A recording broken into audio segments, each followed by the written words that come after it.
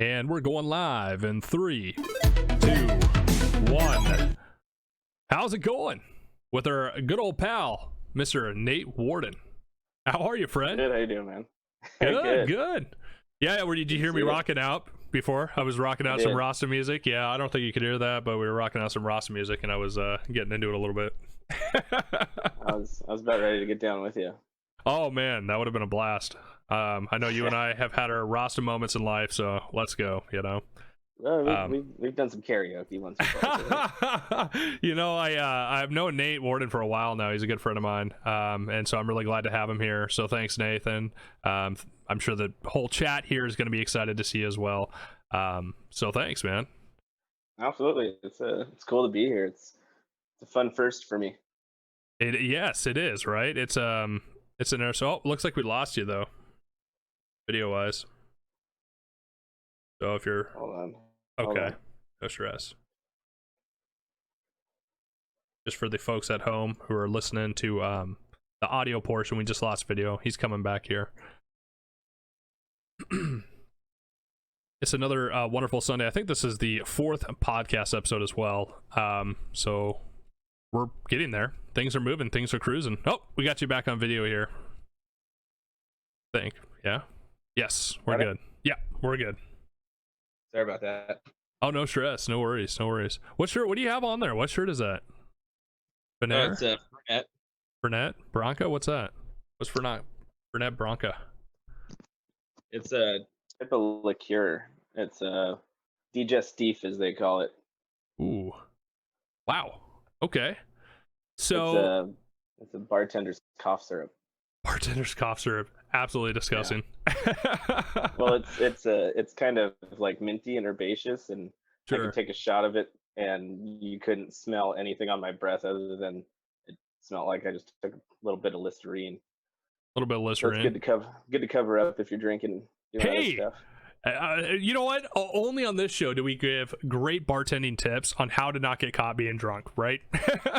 Hey, that's why I drive like a grandma. That's why I drive like a grandma. That's an excellent excuse, you know. Well, also, I don't drive drunk.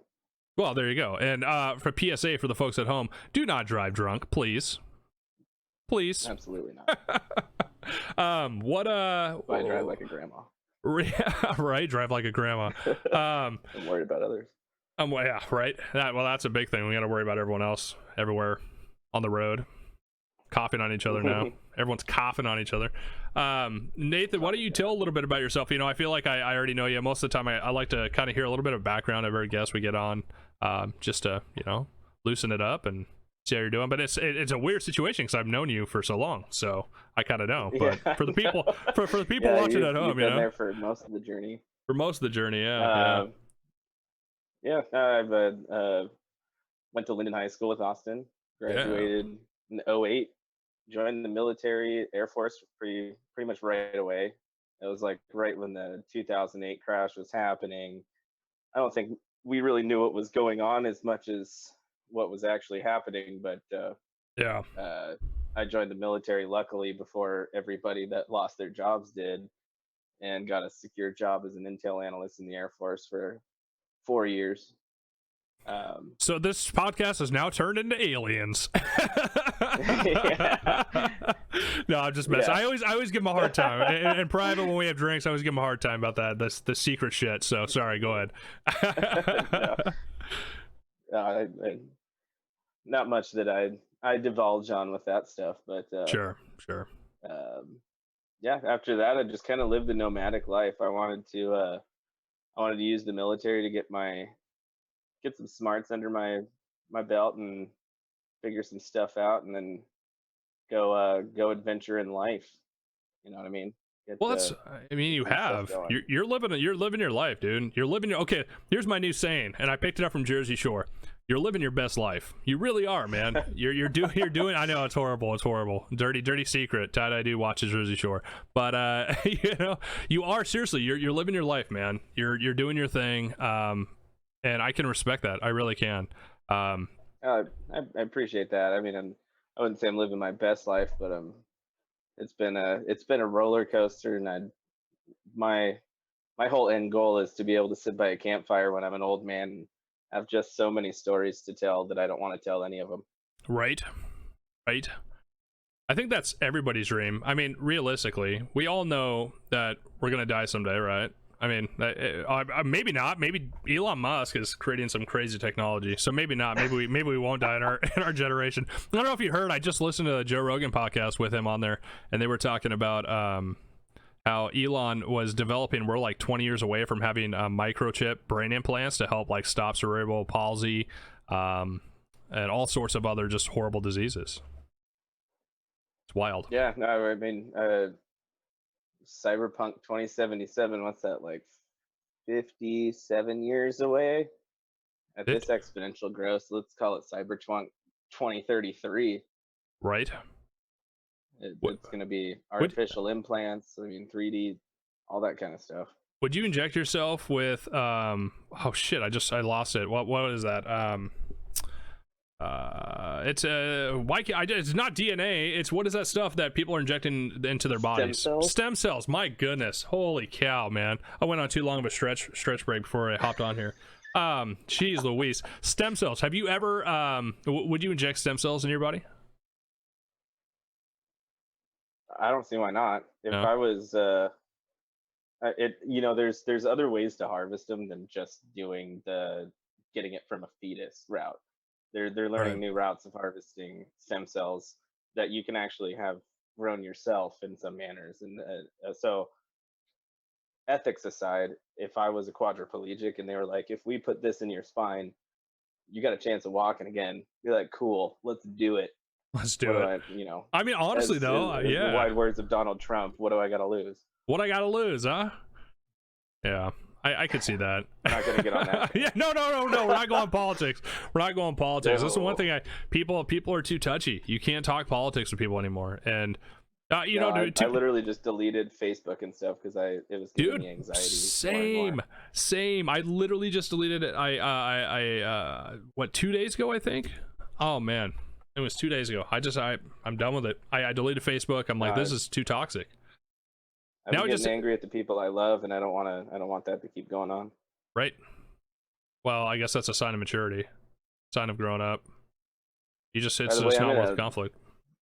I'm in a legal state for. Oh yes. Yes. I got this special for our time here.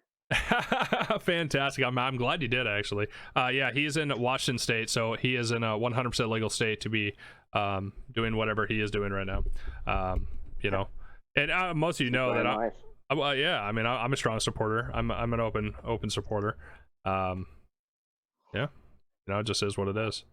It's interesting though that we have to start almost separating who we are on a platform. I started thinking about this the other day.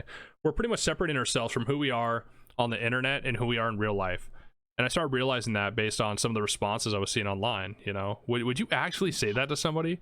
Like, you go through the YouTube comments, you go through Twitter comments. Would you actually walk up and say that to somebody? You know what I mean? And so it's like, you're basically everybody has like a split personality disorder nowadays. And I'm not dissing on people who actually have a split personality disorder at all. That's not what I'm doing. I'm just saying I feel like everybody has two different personalities. One on a social media platform and one in real life. And it's. No, it's it. I agree with that, and it's not to be general, not general. Put people in generational categories. Yeah. But I would say that the older people don't understand the connection of real life and internet still, and so they think that when they do stuff on the internet, it doesn't translate to real life unless it's like sales related or a promotion or something they're actually trying to do. Yeah. But a comment or something that they're posting isn't going to translate the same in real life and have the same repercussions in their mind. Millennials, we have that connection and we know what we're doing online is going to translate offline. You're right. And so we act two different ways because we see both and we know that a lot of it's not going to matter, but whatever. Yeah. And then we have the new generation that's coming up that's always had the internet and always been on it, that there's no separation. Right. I don't think that. I mean, I've seen videos or just going out in public and you see 19, 20-year-olds working at a coffee shop. The way that they talk to their bosses, to other people to customers, the Yeah. customer service professionalism has gone away, and it's just like, oh, thanks. Like, even when I was bartending, I said, this guy ordered a steak and it took a little long to get out, and I was like, oh, sorry, like this is a chonky boy, so it took a little bit to get cooked, Sure. and it just slipped out because it was a meme that I saw the Yeah, other day, right. It and was a so I was like, oh, chonky thinking boy. Yeah. chonky boy, and I was like, Right. that's funny, but I said that as a server bartender to a customer at a fine dining establishment. Yeah. So like that separation is it's closing in. It's It's going to closing turn in. into all the same thing. I think you're right. I think you're onto something that it's closing in for millennials. I think we're just at a point where we're like, we were given this kind of a shithole paradise of a world, and now we're just like, well, we're gonna do what we can with it. Let's advance this technology to get us to get our asses off here. Let's go to Mars. You know, that's what Tesla is. Gosh darn it, Elon Musk's theory. I'm just off. I'm off beat. I think it's because I'm just like super comfortable just talking to you. I'm just like, yeah, just BSing, you know? Elon Musk is going crazy right now. I mean, Yeah. I've got a lot of conspiracy theories uh, about people in that level doing a certain style of manipulation that is just a complete wash from what they're actually trying to represent. Yeah. Well, I mean, so that's for the folks at home listening. That's the reason I asked Nate to come on. Is he is very I would say very well versed in the cryptology, crypto. Let's just call it crypto, right? He's very versed in crypto, and he understands how markets work. You know, I think his part of what he was saying for his past and you know, what he did to get to where he is now. He has a lot of knowledge and understanding how markets on a global scale work, on a macro scale, and he understands how you know, how everything affects another thing, and how this all kind of jives together and comes into one full circle picture. So that was the reason I asked him to come on, is you know, his insight on, you know, a couple of different things with crypto, and just being able to see the bigger picture. So here we are. Yeah, no, it's crazy because I've been doing this research um, professionally for 4 years, but after that I kept doing it, and it was always just making me so angry because I would see all these big pictures going on, and I would say like, hey, like 2 years ago, I said we're probably 3 years away from a recession Hmm. because of the inflation trend. Yeah. And there's no way that a house in 2012 has doubled in price in 2017. Right. It's not happening. That's It's not just going to not. sustain. No, it can't. It can't sustain.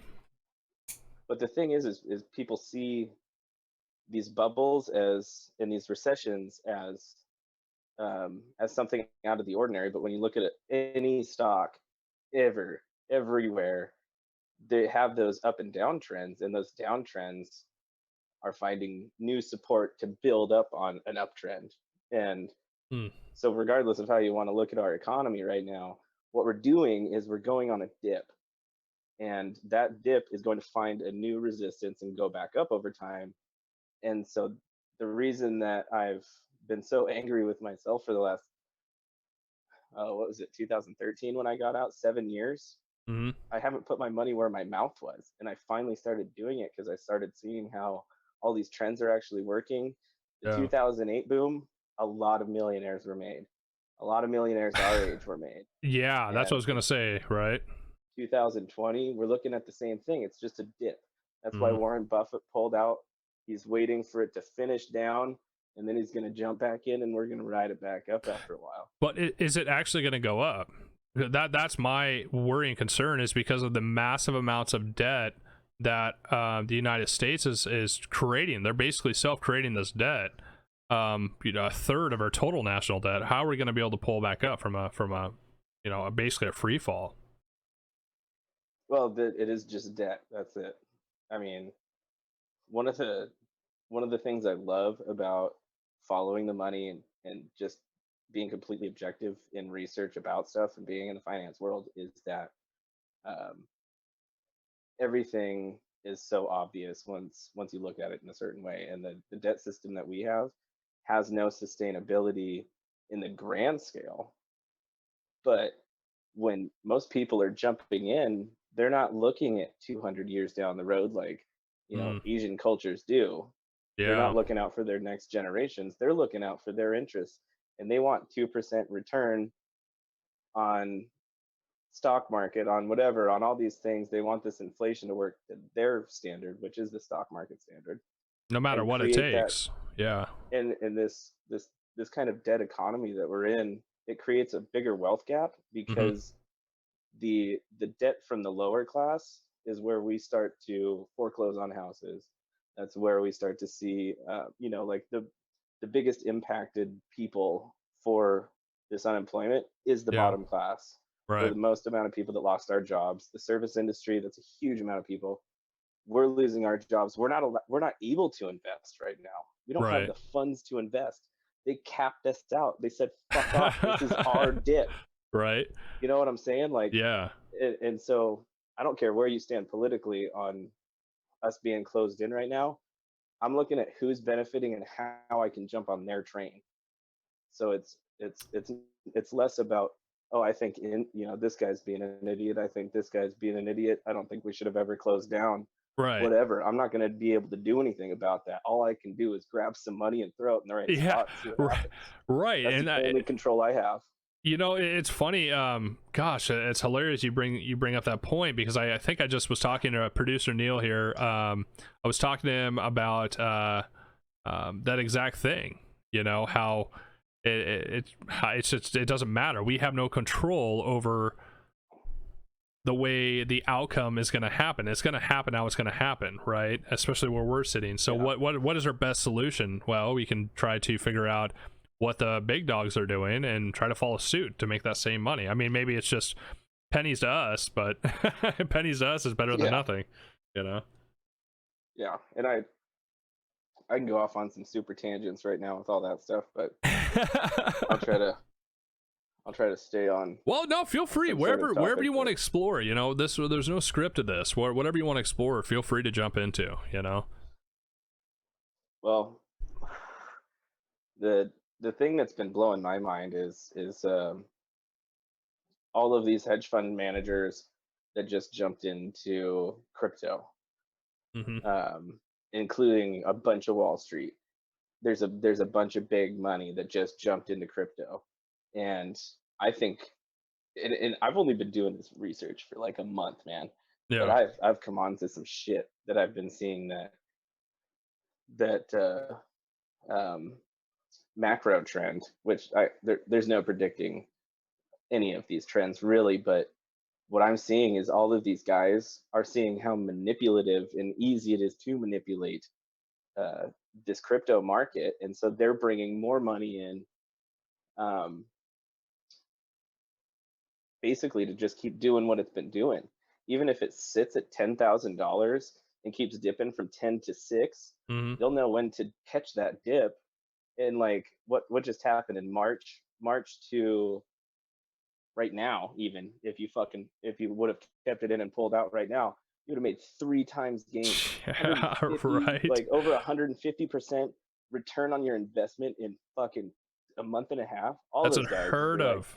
It's unheard of. all those guys are like, fuck the stock market, dude. This is the new gold mine. It is the new And gold mine. but what people are thinking is, oh yeah, that means Bitcoin's gonna skyrocket to the moon. That doesn't necessarily mean that, in my opinion. I Right. think I think Bitcoin can get way over evaluated, and people could lose out on their whole retirement fund. Like if I got 2 Bitcoin in by the time the year ends, I'm trying to write it out to 150K, Right. and then you're like, oh well, it's gonna go to 288, and you To the moon, keep holding baby. it in.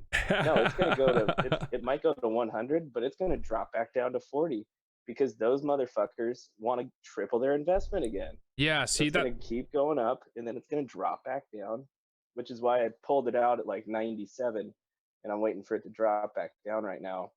Hopefully in the 8,000s, but whatever, we'll see. That's, I think you're onto something though with that. I've noticed that as well. I noticed that I feel like when I was, very much into crypto, that the prices would just spike depending on who the company was, who they hired, You know, how they develop the team that is developing that whatever crypto it is, and it dramatically shifted, I felt, from just huge spike increases where that's where people are making their money, to what you're seeing, which is the up and downs. It's like a lot of these heavy hitters, these huge investors of these huge investment companies, oh, you know, all the big ones in New York is primarily what I'm referring to. They realize that what you said is a gold mine, right? So they started. It is easy money. But here's the thing: if you have enough money, you can manipulate it to how and what you want. That's the magic. That's the golden ticket, I guess. If you can overinvest and take primary control of that market, because there's only so much circulating supply. You can then manipulate it up and down just to to keep making money on it. And the people that are losing out are the people who don't understand what's happening. These are the ones that are panic buying when it's going up, and then when it starts going down, they start panic selling, and they keep losing. They don't understand why they're losing. The ones who they're losing to are now the Wall Street investment firms, man. You know, it's these big companies. I'll go ahead. No, you're right. I didn't mean to cut you off. You're good. No, not at all. It's just it's crazy. It's just wild, you know. It's and it's happening, and there's no regulation on it at all. There's literally no regulation.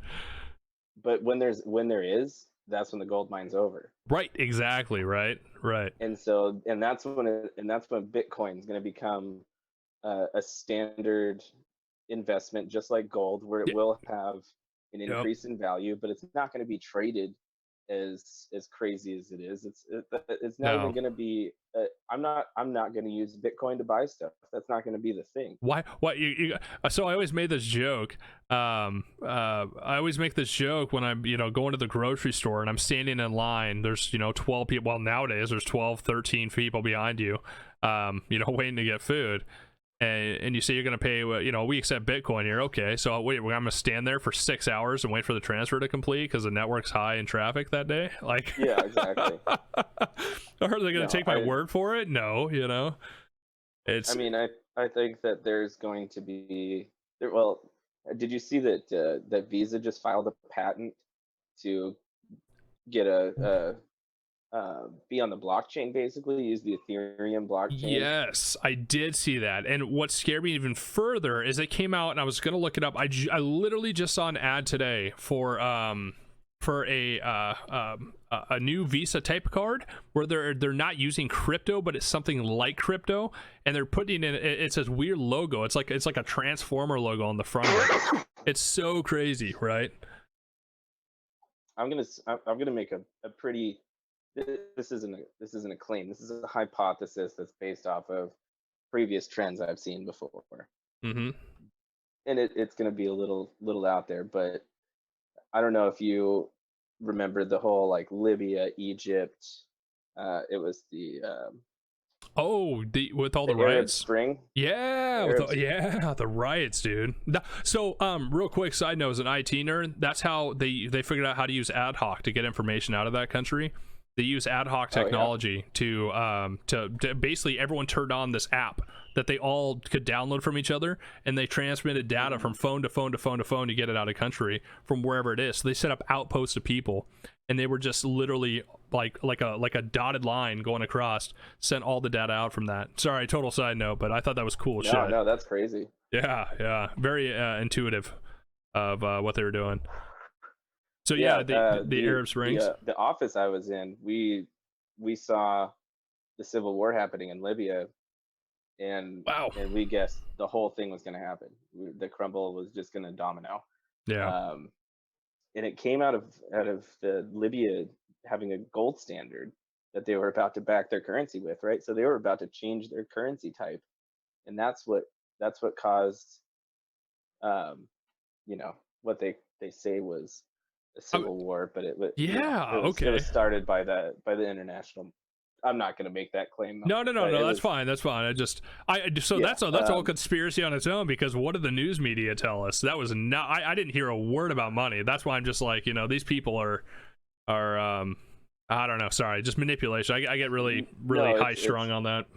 On 100. Well, the money is the manipulation. So right. Like Greece. There's another thing. This is I can't believe how long I've been researching finance without knowing that I was researching finance. But Greece, they got into debt. They got bailed out by the European Union, right? But they already had a crappy government. The European Union knew that they were not going to repay that loan. The country was screwed. They were just giving them money to force them to switch to the euro, and that's Wait, what happened. And then that bank gained more power. huh? I why I'm just Greece used to curious have their why. own token back in 2014 I or 15, y- 13, something like that. yeah, I don't understand why we. I feel like I didn't know that from like the mainstream media news, and I'm like, why are we not hearing about that? You know, why are we not hearing about the basically all these fights and wars are coming down to money is what it sounds like. A lot of these wars, it's just all about money and Oh yeah, power, money and power, my friend. that's. I mean, that's why I got out of the militaries, because I started seeing that I was a number. I Yeah, wasn't a big fan of it, yeah, and I knew what was going on with with what, and I just didn't like being in the middle of it. yeah. Um, but Plus, yeah, you anyways, did your duty, man. You did your time. You put in your time. You know, screw it. You want out. I You want out. You know, there's you don't have to honestly, defend that. for the long stint of it, I would never take back my service. I loved Sure. what I did. Um, I loved. Uh, I have a lot of faith in our country, and Mm, I embraced fighting for that, or signing up to fight for that. I wouldn't really say I fought for our freedom, but yeah. um, that wasn't really in check when I jumped in. Uh, but I I still respect our country. I Sure. just don't think it's being governed right. And once I saw, even, it doesn't matter what president it is. It's the governance of it is what's really wrong. The hope that America has is what's right. The people are what's right.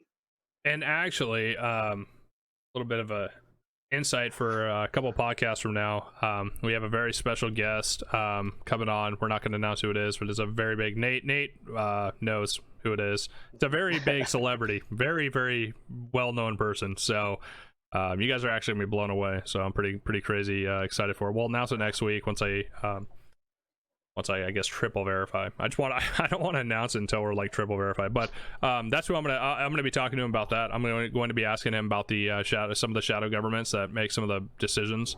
You know, the guys who don't respond to U.S. military authority or U.S. government authority, and they're just their own authority here in the United States operating. So I'm going to be talking Yeah. to that guest about that kind of topic, or I'm hoping to at least. We'll see how it all goes. I guess it all depends what he really wants to talk about when it comes down to it. But you know, it's pretty evident that it all traces back to money, and so I'm happy what you did. I think it's really good for you.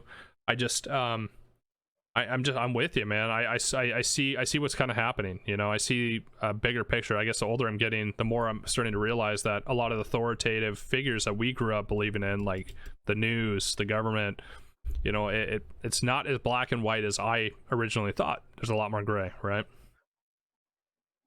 Well, it is depending on what scope you want to look at it through. The black and white to me is the financial world. It's people want to make money, and people do things to make money in the way that they would make money. And the easiest way to tell if somebody would do something is you put yourself in their seat objectively, Mm, and you think, would I do that? And if your impulse is fuck yeah, then it's fuck yeah. yeah. It's probably happening. Like you think when you see on the stocks, CNBC, see any of that stuff, and they're pumping up some certain stocks, you think that there's not some futures that are bought already in those guys' pockets and pumping them up Yeah. for their personal value. Yeah. That happens all the time. And so, getting back to that Libya thing, I kind of digress from that. Yeah. So with that fall, we saw how that currency thing started to affect other countries, and it turned into a leadership problem.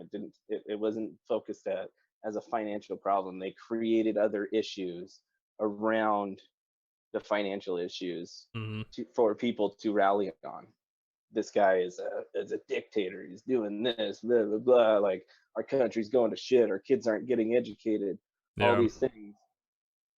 Don't worry about the money though. That's not the thing. Don't worry about the money. And so these countries just started crumbling. And what we're seeing right now, Iran, they're about to get onto a cryptocurrency because they have hyperinflated their real.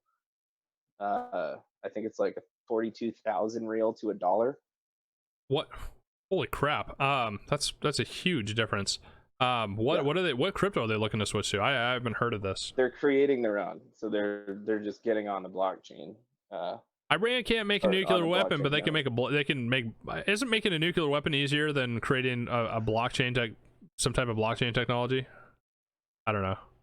No, it's not. When they're not going to be making a very secure one. Oh, okay. So that's what it is. And It'll they're literally just like they're creating a digital reel, like the same way that excuse me, same way that America is about to create a digital dollar. Yeah. Let's talk about that. The digital dollar. I know a little bit. I think you might know a little bit more about this than I do. Like, what is your take? Before we go. Oh yeah, sorry, Libya. Sorry, yes. So Iran. Or Iran, sorry. Going crypto because of their inflation. Venezuela and Argentina both just had spikes in the amount of Bitcoin that they bought just a couple weeks ago because they're going through a hyperinflation as well with their currency. And if you look at the numbers on how much digital currency we have in America versus actual currency, yeah, we're about to get completely wiped out of cash. It's going to completely go digital. And so I can segue into that question with that. Yeah. 100%. And what better way to get that approved than have a virus where touching stuff is bad? Whoa. So I don't care what your views on this are. I don't care if you think that somebody created it in a lab. This is put on by us. The timing is impeccable for something like this to happen. Yeah. So regardless, what you got to see is that cash is about to lose value. It's going to go to a digital currency, and that digital currency is going to take a few years to get into effect because there's going to be a lot of people holding on to cash. But literally, if you look at the patents that Visa's putting in, what the House or what the politicians are putting in Washington D.C. right now, trying to propose some bills, they're literally saying that they're going to get digital currency going, and as the digital currency increases, they will decrease the amount of cash, like actual physical cash. Right. So you'll go to a bank, basically, give them a fat stack of your cash, and then they'll give you your login and your stuff, and you can get US dollar coin online. Whoa. And so these guys are going to be going through different networks, which I have to do more research on the XRP because I know that a lot of banks are using it. Mm-hmm. I don't know the difference between XRP and Ripple, which you could probably tell me on. Ripple's just the company. It just they created Ripple is the corporation that created Stellar XLM and XRP. So XRP is just or excuse me, Ripple is just the company. It's just the name. It'd be like Burger King selling Whoppers. You know what I'm saying?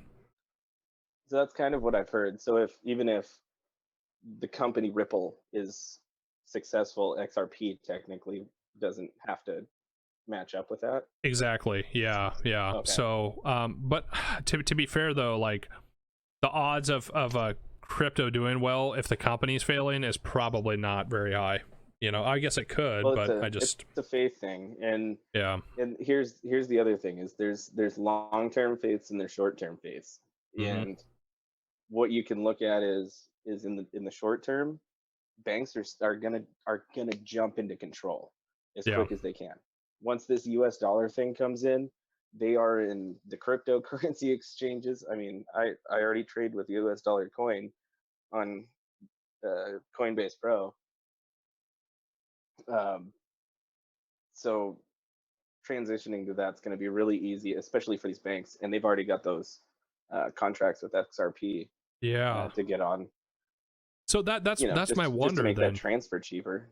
Yeah, to make it cheaper, right? Yeah, exactly. Just use the. I mean, if they open up the software, I mean, why would they not open it up to the U.S. government? Why would they not want to partner with the U.S. government? You know what I mean? If they have an opportunity to, like, I don't see a con of why. The only thing that I see is that XRP, and I'm not saying that I don't think it's going to be a short-term awesome gain. This is my long-term bearish mindset on it, is that all the people that are in crypto because they want to get out of the banks. And so with them being the route for banks to do stuff in the short term, I see them being utilized a lot. And I see, the people on CNBC pumping XRP up and it jumping up for the next year or two. But I think it's going to peak to a point once the full adaptation from regular currency to cryptocurrency starts happening more. XRP is going to level out and maybe deflate, because it won't be something that's going to be utilized as much. Something else is going to jump in its place that's going to be way more mainstream. I think the Ethereum's kind of like I'm treating Ethereum as one of its own, as a stock, more than I'm treating it as a cryptocurrency, because it's got the other coins for like gaming and stuff that it's using the Ethereum network for. Yeah, right. And so I think that Ethereum is more of and I'm really not technical. I'm so bad with computer stuff. I've been watching a ton of videos and research and stuff, and kind of trying to assemble what all this stuff is if I'm putting money into it. But that's what I see it as. It's going to be a platform for gaming, at least. And I agree with that, by the way. Like, I really agree with you on that, heavily. Yeah. That I think it's going to be used for gaming. No, it's already got. What is it? Reddit. Reddit just started a wallet on there with an Ethereum platform. Oh, they did? They're using Ethereum? They've got a game that's pretty much Fortnite. I think it's called Light Night. That you can use tokens on that are real money, but it's on the Ethereum network, and it just came out. Reddit's got its own wallets and stuff. That's crazy. So the reason I kept saying wow when you were talking earlier is it's just that this is such powerful information. What you're saying is so powerful, especially if, which I have no doubts it is true. Everything you're saying, it's my personal speculation. Well, it is, but it's powerful though. It really is, because I mean, you have experience with understanding markets and a larger scale, and you're seeing it from the crypto angle, I guess you would say. And it's just interesting because I feel as though we're definitely heading down that path. And if they're already going to be making a coin, I don't know, that kind of scares me, to be honest. As an IT guy, I'm actually a little bit intimidated by that, because it's so manipulated. It's who's in charge, right? Like, yeah, well, the reason that Bitcoin has so much trust in it is because no one's in charge. Who is the Satoshi guy? It's going like, yeah. Who is Satoshi? Who do you think Satoshi is, by the way? Dude, that's something that I haven't even cared about. Like, people are fighting over who Satoshi is, and you're over here like, does it matter? Does knowing Satoshi make me that money? That's like fighting for president. Like, I don't care. That's not what matters. Right. Like, man. But the Bitcoin has those algorithms set in that it deals with inflation. It knew what was going to happen. It's like a time traveling fucking algorithm, man. It's I don't know. Some people think that the reason I immediately jumped into it once I saw the financial crisis we were about to jump into was because that was the safest thing I've ever seen. God, that's scary. That honestly, it's scary to hear, especially like me seeing Bitcoin from the beginning and people just joking on it in the forums and just like, what is this? This is so stupid, and then Well, now, this was the inevitability that he accounted for, or well, that whoever made it accounted for. so that's what's crazy is that there's actually theories, and I don't know, I'm not going to jump on the train of belief on this, but there's theories that it was actually a time traveler that understood, advanced crypto algorithms and created this in order to save humanity, quote unquote. I wonder if anybody that's commenting right now can tell me if I'm right or wrong, but from what I've heard, and it's like 2 days away, they changed the algorithm based on how many people are mining it to adjust the difficulty to make sure that enough people can mine it and still make enough of a profit. Right. How is that? I don't know, man. There's that's a rough one, Pre-thought, this guy knew the financial market, and he knew what the opposite of inflation was going to do, and the opposite of debt. I mean, like, it's bonkers. It literally just became.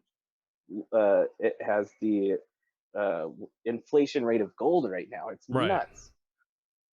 I mean, it had 66%.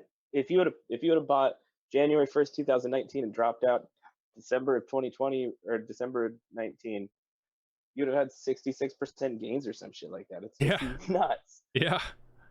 But there's only 21 million of it, and so once people start seeing how limited this value is, you think gold has value. Holy crap! Especially when it's something that I can transmit easily to you. That's the thing people aren't picking up. Gold is cool.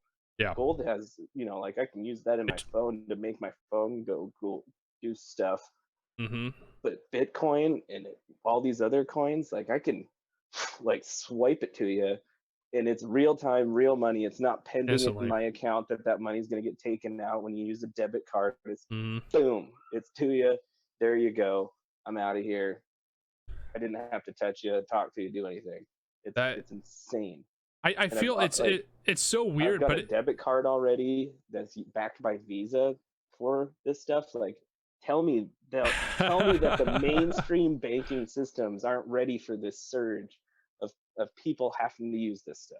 Well, they've been in meetings. There's proof that they've been in meetings with a lot of different crypto companies and investors. It's like, it took me 5 days to research how to get a crypto card.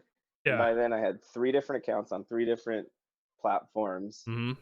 I was testing all of them out, and I got a card on that's the guy that created Twitter. It's his account.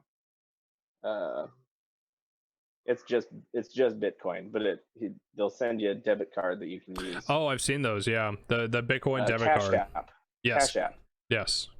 Yep. So I got the coin, deactivated my account, took all of my account information off. I just wanted to see the debit card. Sure. So I got that, and holy crap, it's too real, man. It's too real. It's no different. It is no different than seeing that money in your freaking bank account and using your debit card. I swear to God. So how many coincidences do we have to say, oh, that's just a coincidence? How many times are we going to say this is this is a coincidence? This is a coincidence. How many more times, I think murder hornets is when you need to put all your money into. Once you saw that. Come on, man. How many coincidences do we have to have in the next, like the synchronicity of this happening is just too real. Of somebody developing Bitcoin, and it just, how does one person even develop that? Like, this has to be the super genius, man. It has to be a super genius, like the person who developed it, whoever it is. But so that's why I'm like, maybe they are during one of the biggest economic freakouts we've ever had. Right, that's what I mean. During the biggest and then 12 and then everything lines up, and then we just happen to have this giant virus that pops, and I don't know. I just, there's so many coincidences with this, and you're right. So you nailed the part that nobody sees, man. Is a war and war always stems from money, and I feel as though we're almost on a brink of a war too. I don't know if you've been watching the news, but like there's shit in China happening right now. What's Trump calling us, dude? Right now, warriors. Warriors, yeah, I know, right? We're Warriors. in a war. We're in a war war right now zone. with We're an in war. invisible enemy, Right. and so we need this money to pump into our system. We need you to stay at home. We need all of these things to do it, and then all of a sudden, we need you to go out and work to be a warrior. We need you to We make need sure you. that we can get some money pumping because our GDP is dropping 35% in the second quarter, according to the Fed. Okay, that's what I don't understand. So all of a sudden, like, we're in a worse state than we were a month ago. A month ago, we watched the S&P just tank, and then all of a sudden it's back to where it was. I'm like, we're in a worse position. Dead cat bounce, dude. Yeah, I've heard. So a dead cat bounce, for people who don't know, is when it goes up and it drops down and then it goes up again, right? Or is that so? No, that's exactly right. But it's the hope phase. It's the hope phase. People see it drop, and they call their their investor. They call J.P. Morgan. They call whoever they got their money in with. It's actually taking care of their finances because they don't want to deal with that shit. Right. They call that guy and they're like, holy shit, what does my portfolio look like? And they're like, oh, well, it dropped, but this is what you want to see. What you want to do is you want to put money in right now because it's low, because it's going to go back up. What they don't fucking tell you is that you probably should have taken out 4 months ago, because there's this guy, it's called the Minority Report. It's on YouTube. He predicted it like 8 months ago that we were going to have a recession in 2020 because he was basing it off of what other economists were saying. Really? Oh wow. And okay. And so really, you're supposed to be pulling your money out for these dips and then putting it back in on the lows, not just keeping it back in and letting all the big guys, all the whales benefit on these dips around you. I mean, that's well, that's what I'm saying, though. The reality though. of what's going on a macro level right now in our economy. We're seeing a huge dip. Okay. And all of these people that are poor are pulling out. Yeah. They don't have money to dump in. So how is it going up then? That's what I'm not understanding. How is the S&P back to where it was and it's like holding when we're in a worse position now than we were a month ago? Well, I think that's what I'm saying. I think it's the hope phase where everyone's dumping money into it, thinking that it's going to jump back up because it's at such a low price right now. This is the right time to buy. But I mean, so what do you think is going to happen? Money where Warren Buffett puts his money. Yeah, I was going to say Warren Buffett doesn't know a damn thing about technology, so don't listen to him on any of that. I mean, he's friends with Bill Gates, and he didn't put any money in Microsoft. That's true. I feel like he just doesn't invest in tech. He's just old school. He doesn't know a damn thing about Bitcoin. He doesn't know any of that stuff, and he doesn't care to know. He's 89 years old. Yeah. Why would you care at that point? I've got billions of dollars in my pocket. Billions. I got a cryogenic chamber ready to see me to 2050. Trillionaire. Have you seen that? Trillionaire. Oh, are you talking about Jeff Bezos in 2026? A trillionaire. Why does sorry. Well, I don't want to jump on that. I'm just like, why does one person need $1 trillion frickin' dollars, man? Like, really? These are the examples of inflation that people aren't focusing on. What was a millionaire 50 years ago? Yeah. One of the wealthiest people around. Then it was 100 millionaire. Then it was a billionaire. Now we're looking at a trillionaire. Trillionaire, dude. A trillionaire. What has he made?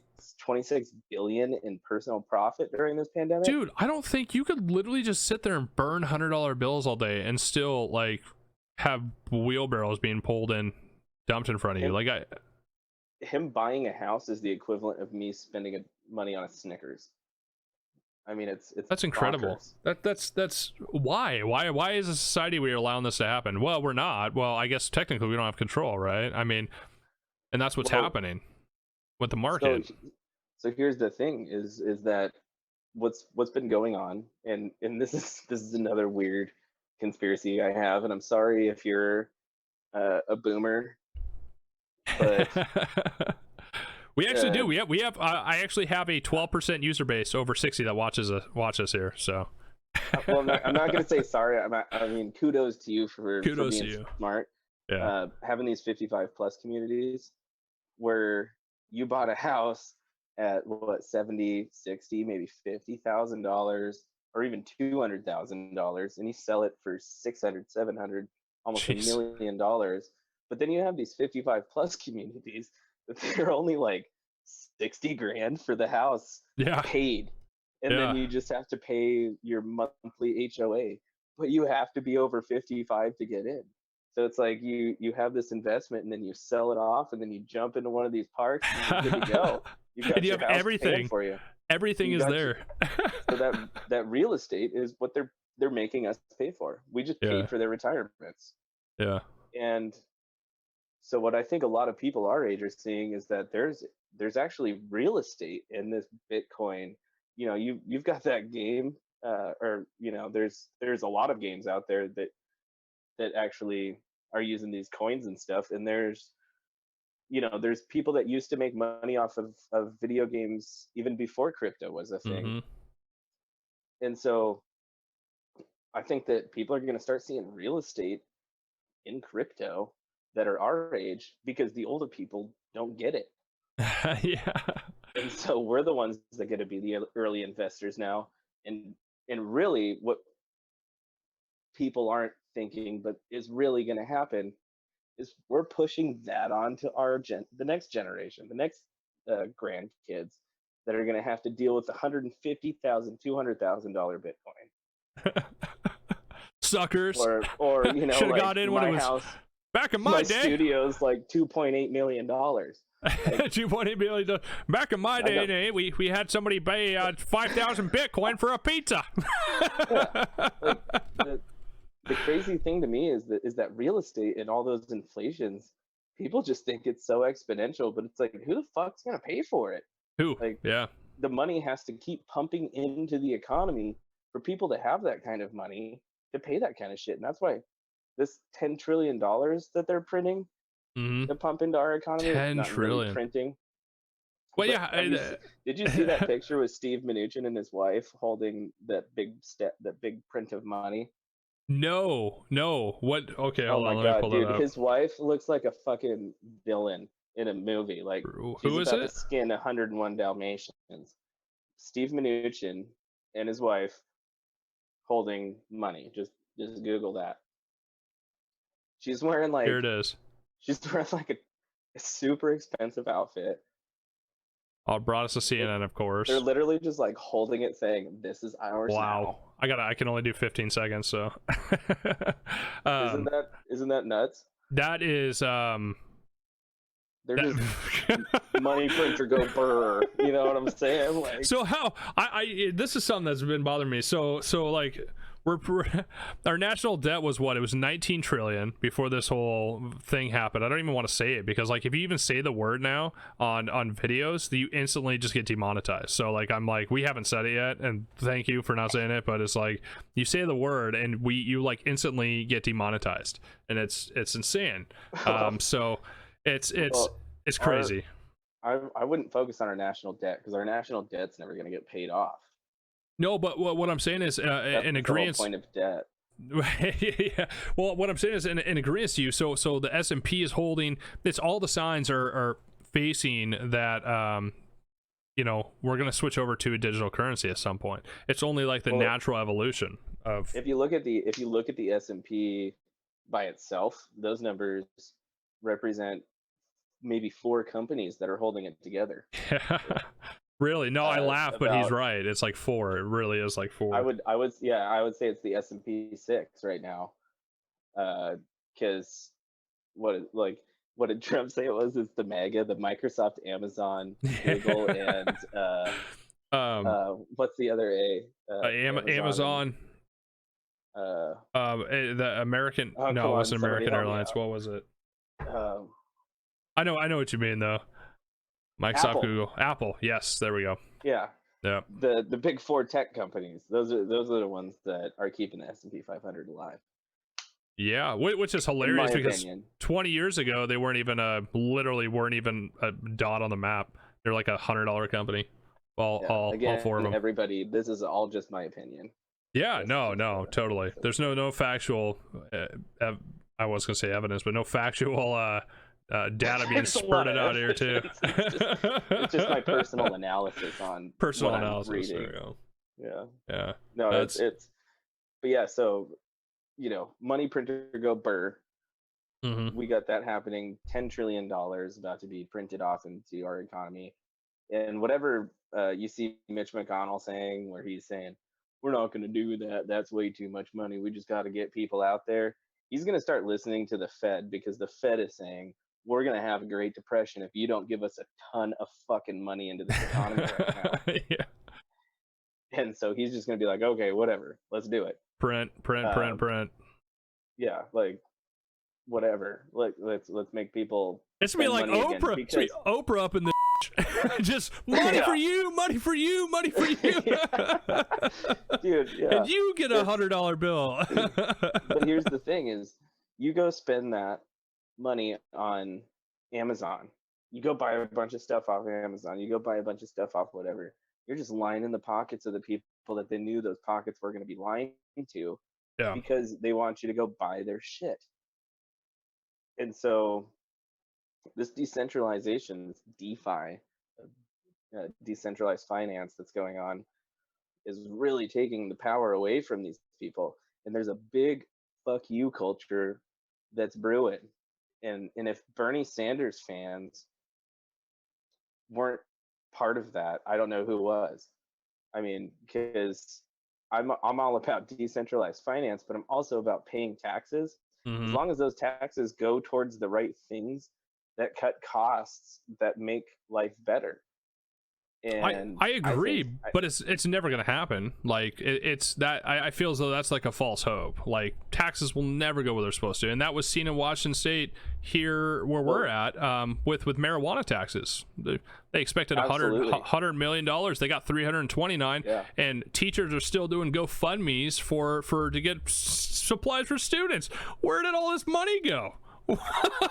Totally agree. Like no, I'm just it's just agree. Like that's my problem. Is like I would pay more taxes. I honestly would. I'd be okay with paying more taxes if I knew it actually was going to go to where it was going to go. But I feel as though it never will. I feel, and I don't think it's one person or one entity. I feel as though humans are just corruptive beings, and in pure statistics, if you have 100 people in the government and only 2% are corrupt, well, you're still siphoning 2%. Of the people are still siphoning, right?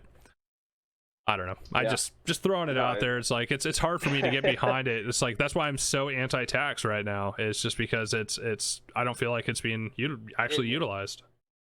No, and I totally agree. And I think that people have a hard time grasping the difference between the fact that there's a good system to be in place, that our tax dollars can be used for good stuff in a right way. I mean, you look at the other 32 developed first world countries, and their cost of healthcare is so low that their tax rate is like the equivalent of like $8 to $10 a month in taxes that they pay for healthcare. Wow. In like in the UK and in Scotland and stuff like that. I was just going to say Scotland. Scotland's a prime example on that, because they don't have those middlemen. They don't have all of those profiteer centers. Right. That capitalism that's taking control of a market that shouldn't be taking control by capitalism from. Healthcare, prisons, and water. Really, those shouldn't be the profits. But it's healthcare, prisons, and something else. The big three that should never. Healthcare, prisons, and utilities, basic utilities. Yeah. So was it? Yeah, I think that was it. Having a certain government control over those kind of things is really necessary, I think, and really helpful, because it keeps the profiteering system out of it.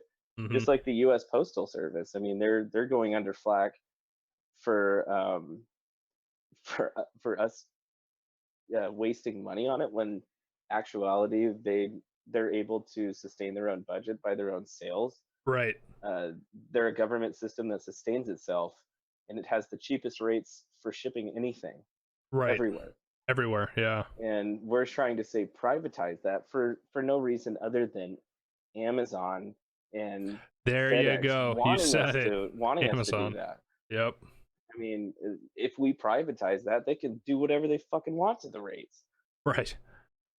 That's oh yeah, they could just start upcharging or make it a full package. Oh, it's just sick. It's sick. And I agree with you wholeheartedly. And that's what's happened. That's what's happened in the medical world. That's why so many people are afraid to go to the hospital and get a test. Because if I end up getting COVID, then I have to go to the hospital and I get admitted for days. Well, you're not coming back with a kidney, friend. Bill. You're not going to have a kidney. That's all there is to it. You're going to go there with COVID and come back without a kidney because that's how you're going to pay for it. And I mean, you can say Obamacare is the help, but Obamacare is a government system still in a monetized Medicare environment. So basically, I'm getting a good rate off of the government based on my wages, but I'm still paying that insurance is still paying $500 for a bag of saline solution. Mm-hmm. And all of those costs that shouldn't be there are there, but it's getting paid off on tax dollars instead. So I got cheap insurance, but the tax is still paying for that ridiculous cost of stuff. Right. So we get that, like, you know, and I was hoping that at least the silver lining of this recession was going to see that there is that huge problem with that. But, you know, a lot of people started getting distracted and started feeling, you know, that's kind of why I shut off Facebook, because there's so many people that want to do analysis right now and want to throw out facts they're seeing. And when that happens, there's a lot of people that prey on that and are able to build communities of obsession and regression and you know, start separating people when we really don't need to be separated. And I don't think protesting to get back out there is wrong. I think doing what you want to do and what you feel is right is a good thing. And I think that we probably shouldn't be locked up the way that we are. But you know, my choice wasn't to protest. My choice was to do research and see how we're getting screwed sideways. Yeah. Well, no, and that's exactly it. Is like, no, I can 100% respect where you're coming from, and I and agreements with a lot of it. The big thing that's been bothering me is this whole economic side of things, and it's been really on the back of my mind. And I know crypto has a huge part in it. You know, I realize that our economy is in we're like in this weird false state. It's like North Korea, where they bring all their visitors down the one street that has like fruit on their stands and people are happy, and there's like a fat kid sucking a lollipop. There's like some fat kid in a little sailor's outfit sucking a lollipop saying North Korea is great, while there's like 40 kids eating mud pies behind the back of the building waving. Yeah, like it's like, bro, that's how I feel. That's how I feel like our economy is right now. There's just no way that it's fine where it's at. You can't take even this national debt. So there's got to be a reason, right? And it's funny you mentioned a lot of the direction we're going with our currency in America and how they're going to switch over to some type of digital currency. Because I felt confident about that already. Like I already know the Federal Reserve. I've seen documents of the Federal Reserve meeting with different crypto companies. So I know it's been in the back. In the back end of, I've seen it since at least 2017, so it's been 3 years, you know, of them meeting and figuring this out. And then all of a sudden we have a virus, and then, you know, we have this weird deal with this economy, and all of a sudden I just feel as though we're definitely heading down some sort of path. And I'm almost in agreement with you, full agreement with you that they're doing this in order. Well, I think they're doing it for control, but they're doing this. Oh gosh, I don't want to say it. I'm not going to say it just because it sounds really insensitive, and that's not what I'm trying to do. But no, I'm making some crazy claims myself. No, but I don't think it's too far fetched. You know, if you can actually go research a lot of what you're saying, you can research a lot of what you're at least. I don't even want to say promoting, at least saying, I guess. And it's just. Oh, sorry. No. I was gonna say the thing really is once I saw how much money we were printing off, I wish I would have listened to all of my friends, because I've had friends since 2014 telling me about crypto, and I was always just like, what the fuck is that? I'm not a tech guy. Like, I don't do that stuff. I bartend, like I mix drinks. Right. But once I saw and did just a little bit of research on the difference of crypto and regular money, and then saw how much we're printing off, it immediately drew me towards it because of the fallacy that we're about to see. But the thing is the every time we have this kind of drop, this economic drop, and what happened in 2008, we saw a financial recession, right? Yeah. And then it was a real estate recession. So in 2008, the real estate market was still kind of high for prices, but the financial market took a dive, and then the real estate market followed and took Mm-hmm. that dip, and then it was the right time to buy, probably around 2010, 2011, even 2012. I mean, fuck, if you would have, even if I would have bought a house at the peak of 2008 when the houses were the highest price, I still would have made decent fucking money in 2019. Yep. I mean, they've skyrocketed since 2008. That's my point on the dip, and then Shooting going back back up. It just might mean that in 5 years, my house, instead of being worth that, I'm expecting the next year or two for the housing market to go down, and I don't know if I've been looking at that a lot because I've been thinking about investing in the last couple of years into buying a house, but I knew that there was going to be this recession again, Mm-hmm. and so I've been waiting. Didn't know COVID was going to happen, but the recession was going to happen either way. We were hitting a bubble, Right. and so once it came down, that's when I was going to jump in. Seeing this crypto thing coming in, all the printing of money with the COVID, that was a new opportunity. But the real estate market for me, we've got probably a year and a half, 2 years, somewhere around there. It's going to dip because if they pass this foreclosure thing where people can't get evicted until next year, Yeah. 2021. Yeah, How I think many it's people that are 2021. the unemployment rate is going to go to 35% according to the government, in all the banks, what they're expecting. Um, we're going to see so many people that just don't pay rent because they can't get evicted. Right. So So why pay? fuck off. Yeah. Why pay? Like, Yeah. Yeah. and So what's going to happen to the so people who own these properties? the day after that happens, and not even accounting all of the people that own Airbnb properties, Mm-hmm. there's a lot of people that own 20 plus houses or whatever, and all these investment properties that have a lot of real estate and doing Airbnbs. Nobody's doing Airbnbs anymore. Fuck that, dude.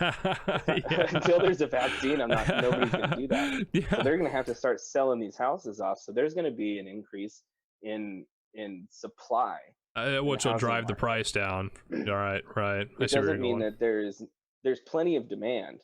There was plenty of demand, but once the supply opens up, then the price is going to match. Yeah. And this 7-to-1 ratio that we got in Washington right now, or in Whatcom County right now, of housing valuation to median income. Mm-hmm. Like the median income's 58 58,000 or something like that, and the average housing cost is around 450,000. So 7 times, I think. Mm-hmm. That was going to burst, and so we're hitting that. It's going to come back down a little bit. It's not going to anybody that bought a couple years ago is going to be fine. It's not going to dip down to the point where their house is worthless and they're going to have to move out because they have no evaluation on their property. Yeah. It's just going to open back up, just like the stock market ebbs and flows like that. Mm-hmm. And so it's going to be that opportunity for us millennials to jump in if we start being smart with our finances.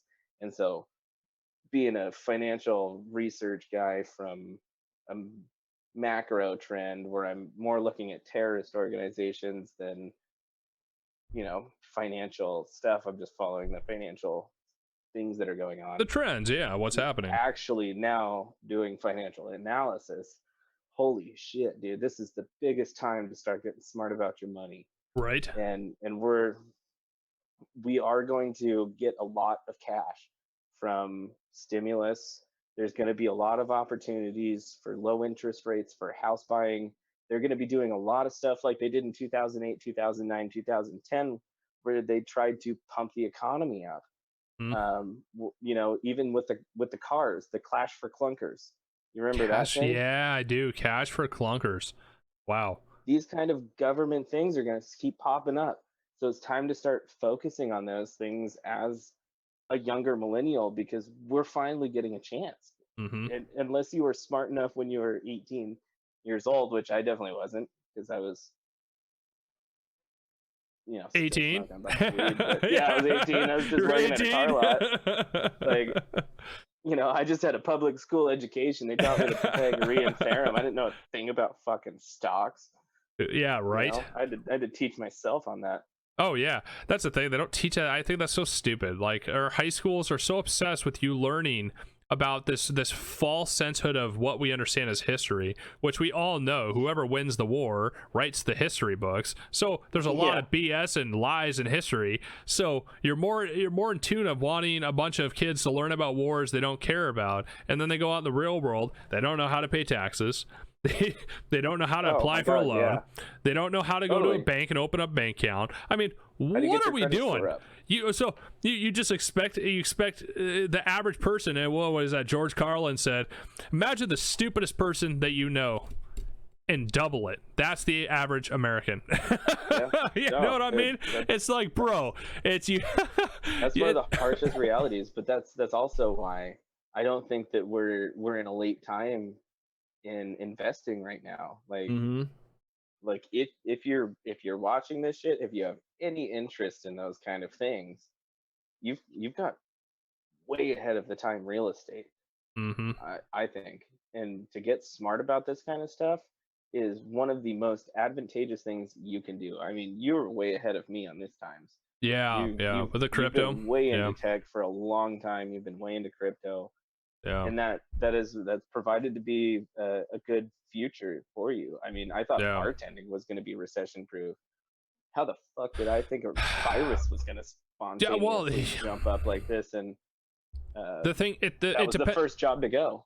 Right. Well, it depends where you're at in tech. Yeah, I know, right? First thing to go is bartending, which is hilarious because you would think that, drugs and alcohol are the first thing people go to in any type of crisis.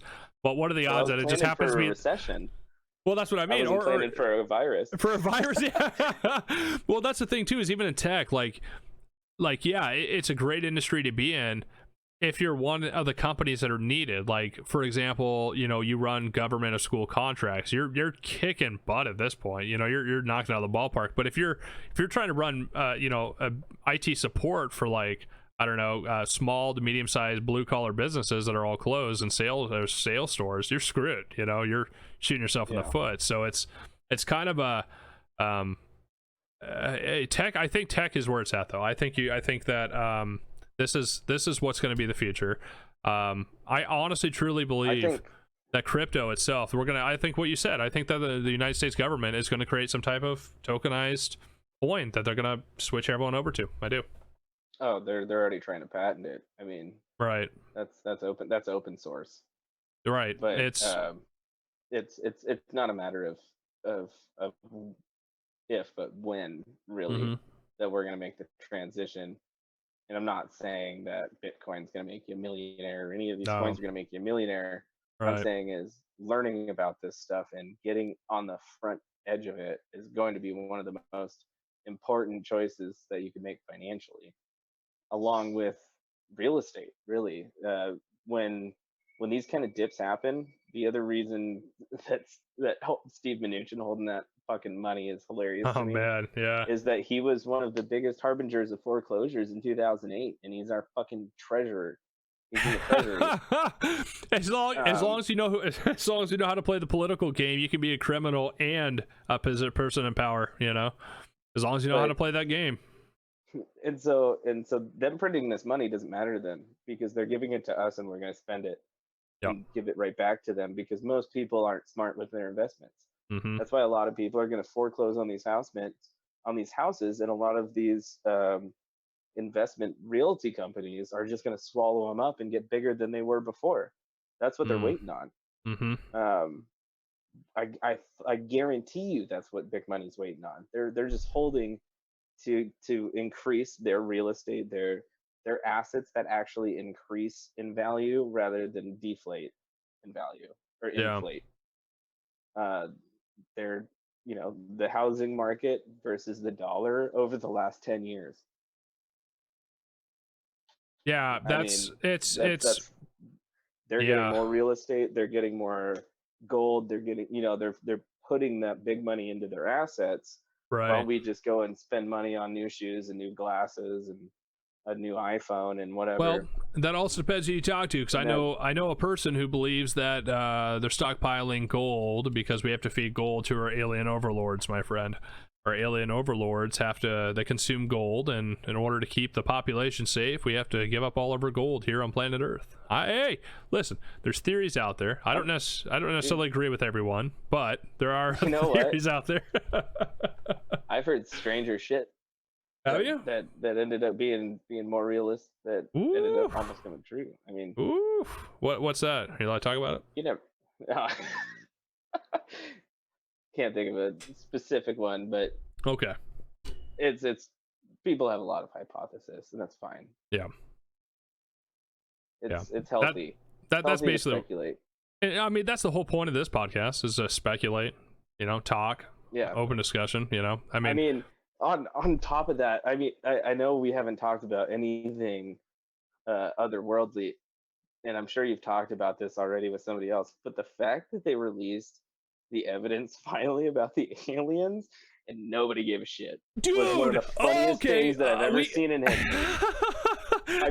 As a guy who was in the Air Force, okay, we're talking about it. We're talking about it right now. We're talking about this. We're gonna pull it up right now. We're talking about this because we have not talked about this. We have not talked about this. So yeah. What they basically gave what am I on Google? What is it called? Do you remember? Oh man, Navy. It's the Navy Navy UFOs. I need to grab some more medication. Give me a half a second. No problem. We'll take a quick commercial break while you're doing that. Let's producer Neil, if you wouldn't mind getting us to do a quick commercial break while he's grabbing some more medicine here. I think we'll start it back up. UFO. So welcome back from the quick commercial break. What's that? I said I love this video. Yeah, I pulled the image, a still image. I don't know if we can post the video because we don't own the rights. I found an image that's labeled for use from Google. So if it's not labeled for use, that's Google's problem, not mine. So this is the UFO. Do you know anything about this, Nate? Not personally, no. No. Okay. So I actually have a little. I was never in that sector of stuff. those crazy guys who believe in aliens and UFOs that the U.S. Navy now just released as unknown UFOs. No, not sector of stuff. I mean, I was never in that sector of the Air Force that I would have had that secret. That I would have had that clearance. Oh yeah, no. I was making a joke about the fact that they denied it all, and now it's all of a sudden. So, and it's funny because I've been telling Nate about this stuff for years. I really have. I've been filling him in. We used to have quite a many debates about this privately, and it's funny because like I've been saying this for a long time. I don't say that all UFOs are aliens. That's not what I'm saying. I guarantee you, there is a lot of advanced military technology out there, even the U.S. military, that have some crafts that may look like UFOs, seem like aliens, right? But it's technically still a UFO. Right? Well, it technically is still a UFO, unidentified flying object, or now Clinton body count. Hillary there wanted to hashtag Clinton body count. Hillary wanted to call it a UAP, unidentified aerial phenomenon. That's what they wanted to call it. So whatever. I don't care what you call it. I'm still calling it a UFO. Yeah. I've been calling it a UFO since I was a kid. So we're calling it a UFO. You call my dick a cardboard box, but it's still a dick. Still, you can call it whatever you want, amigo, but it's still it is what it is. Yeah. So UFOs. I've been telling Nate that there's even if 1% are out there and real, like that's all that matters. Even 0.1%. If 0.1% ends up being extraterrestrial, who cares if it's 0.1%, right? So, I'm curious what theory about aliens you have, because the theory of aliens being real, we're past that by now. We're past that. I'm pretty sure according to anybody that wants to read an astrology book, Yeah. the odds of having an alien encounter are more terrifying if we don't than if we do. Yes, and yeah, I established that. Oh man, if we really are alone out here, that's more terrifying than if. Yeah, exactly. Right. Yeah, I struggle with that one for a long time. You know. There's no fucking way we're No. the most intelligent species. No. Come No, on. not even close. So, I hope not. So my opinion, we're primates. Yeah. Oh, we're apes for sure. We are dirty apes. But well, I guess some of us are gorillas. You look at some of those Jersey Shore boys; those are gorillas out there. But But no, I'm curious what kind of theory you have. Sure. Is it like there's like the zoo theory, where they're just watching us. Sure. Kinda I like mean, there's a lot. I'll tell you what I know based on people who I've spoken to in private. I'm going to tell you everything that I've just basically gathered from everything that I've seen and heard. I've spoken to people in private that I feel comfortable of their authenticity of what they're telling me as being real. I've read, I've seen it firsthand myself, and a lot of the viewers at home know I've had a personal encounter with the TR3B, very close encounter with them, and I've so just to jump into it, I guess what I truly believe is a science-backed analysis of it, and what I think is real. I think that our universe is teeming with life. I think there is so much life in this universe. Statistically speaking, it's impossible for there not to be. And I think very few of that teeming life actually becomes sentient or intelligent. But I do think the universe is so large, it's impossible not to. I think that even in our own galaxy, we probably have hundreds of intelligent species that are able either like us or able to communicate. I don't know if we've made. Oh, go ahead. No, I'm on board with you. It's like so much, and thanks for all the fish to me, like fucking yeah, so Hitchhiker's Guide to the Galaxy. Like there's the fact that we have been able as a species to be able to even go to the moon, right, is insane in our timeline. Right.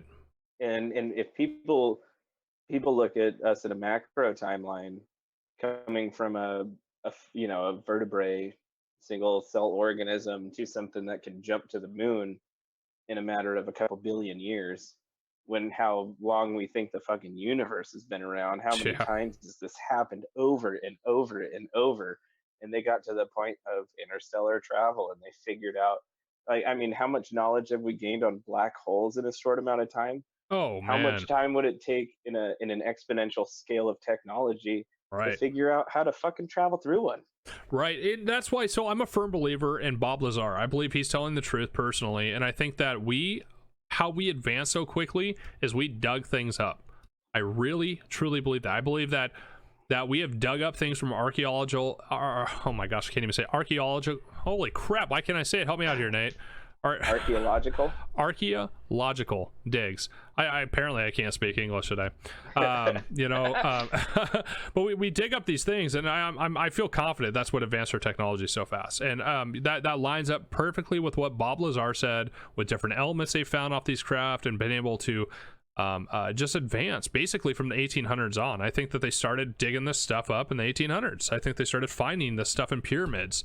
I think that people throughout time have found weird UFOs or parts to them and put them inside of pyramids as like some type of shrine or something. I don't know. And I think they've uncovered a lot of this stuff. It's funny to think that if you're a religious person, and I grew up as a pastor's son, a very religious Christian, non-denominational family faith, of Jesus performing miracles at a certain point in time in history that we have barely any documentation of. But the odds of other phenomenon not happening in other timelines that we don't have much documentation on not being a thing doesn't make sense to me. Right. That you could believe one and not the other. You know what I mean? No, I Like totally do. Yeah. uh, there.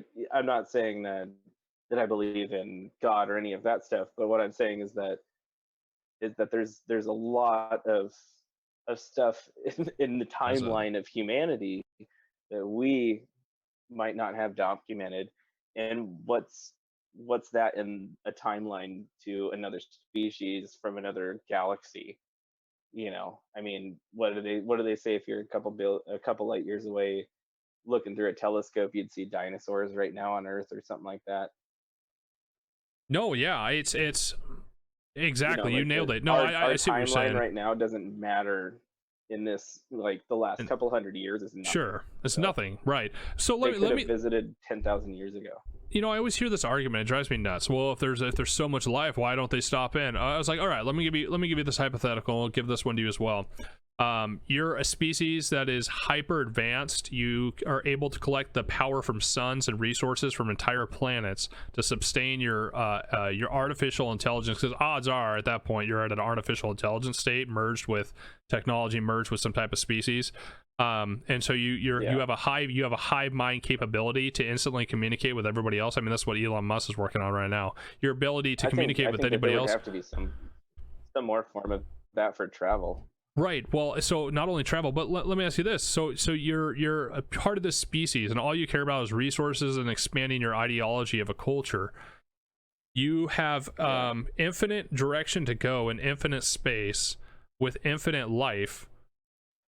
Why would you, if there's no resources here in the Milky Way galaxy, or there's no resources here where our solar system is, our sun is, if there's no resources in the thing, why would you waste any time to show up and say, hey, you're not alone, we care about you? You wouldn't. You don't care. They're like ants, right? When you walk by an anthill, you don't walk over and say, hey, I'm smarter Oh than you, yeah. let me show you how to make fire, ants. Like, no, you just walk by them. Like, who cares? Sometimes you stumble on them. Sometimes you walk through them. I mean, and that's probably what's happening, is these intelligent species are flying No, through our totally. galaxy. And Yeah. they're like, what are these idiot apes doing? They're over here throwing poo. They're dropping nukes on each other. These guys are idiots. And then they just keep going, Like, They just left a fucking jukebox on the dark side of the moon, so when we traveled there and heard that song or whatever, yeah, right? they start freaking out. just a troll. Just a troll. I guarantee Yeah, it, dude, at man. that Just to point, mess with that's it. what I would do. Yeah, that's it's like that's fucking what I'm getting throwing at. stuff in a monkey bin where We're you're at the zoo. as humans, we're so egotistical. We really truly believe that if there's aliens out there, that they would want to care for us and show us things. Yeah, They don't give a they shit. care about like they want to listen to Bob Dylan, and they Yeah, want to right. fucking know about the Vietnam War and know Right. that America went through a lot of stuff. And how much corruption and evil is behind like crypto. What they Oh care man. about is if diamonds had any value to them, you think they'd come here rather than that planet that uh, NASA suspects to be Pure like diamond. mostly made of diamond? Right. I'm sure You diamond don't is think they common would throughout just the universe. go there? I don't know. Why, like our resources are set up for a species, yeah, Right. but there's resource planets. Like there's a That's coal what I'm saying. planet. There's a whole planet, right? We don't need to dig for coal. There's a planet of coal. Turn into And diamonds over time. so yeah, right. And maybe we are a spacesuit because we don't have any of these elements of these spacecraft. They find these spacecraft and they find all these weird elements. We don't have them on Earth because we don't know what they are. So maybe we can't travel because they intentionally dropped us off on a planet with no resource. Said these guys are effing crazy. We're gonna keep them here, and we're so resilient. We're like, we'll show you, mother. And we're gonna build these jet propulsion engines out of dead animals that they couldn't calculate that we would last this long. They're like, no way, these apes are idiots. I don't know. Maybe that's a dreadful thought, but I'm on board. I think that we're talking in a very, very macro timeline, right, though. right. What people think is like tomorrow aliens are gonna fucking come down, just like people think tomorrow Jesus is gonna come down and take a rapture. Right. It's like we're just a fucking speck of dust in a timeline of things happening that aren't going to involve you. Right. The big thing that you got to figure out is what's happening in your little micro environment and what the fuck you can do Yep. to do stuff in it while you're there. I mean, Right. there's fun stuff that you can speculate on, and I love talking about this stuff. Sure. I just love all these theories that we, that make your mind swell just wanting to think about stuff. Mm-hmm. It gives you hope. When you look outside and you're smoking a joint and you look up at the stars, you're like, oh man, there's a lot of stuff going on, isn't there? This is And awesome. and then you go in and watch Netflix and you watch that trippy cartoon show that just came out, made by what's his name? Dude, like, the one like about parallel or no, it's a infinite world machine or whatever. He sticks his head in like this vagina. You know what I'm talking about? No. Oh, what is that? Duncan Trussell. What's it called? Let me pull it up. Oh man, Duncan Trussell. I gotta check this out. What is this? His new Netflix show.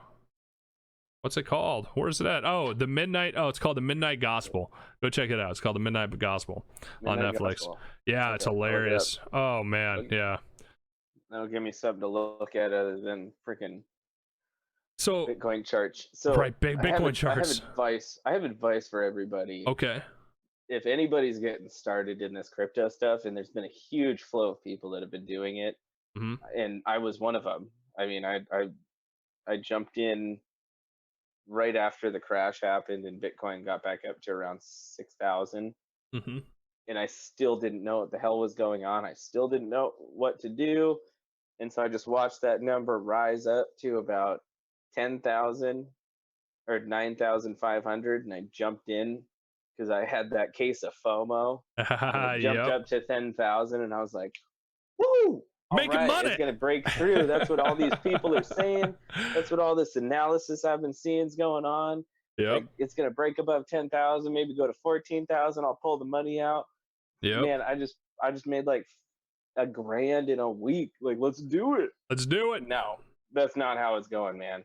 Like, anybody that's new to this stuff, dollar cost average.